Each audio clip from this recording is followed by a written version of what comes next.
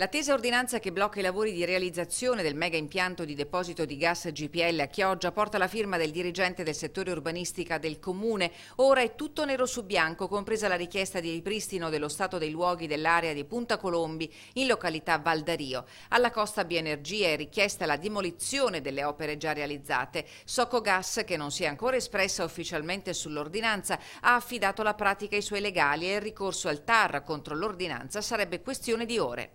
Credo fosse inevitabile uno scontro in questi termini.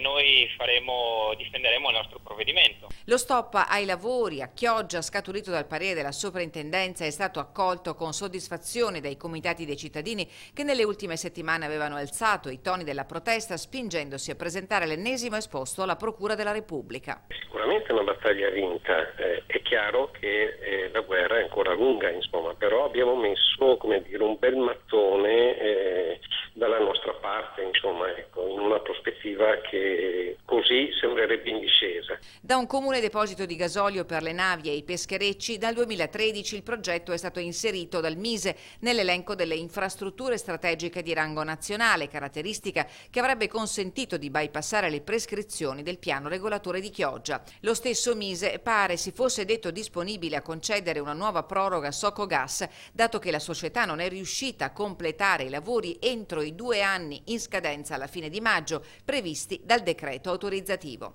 Ora il parere vincolante della soprintendenza ha bloccato tutto. La battaglia si sposta nelle aule dei tribunali.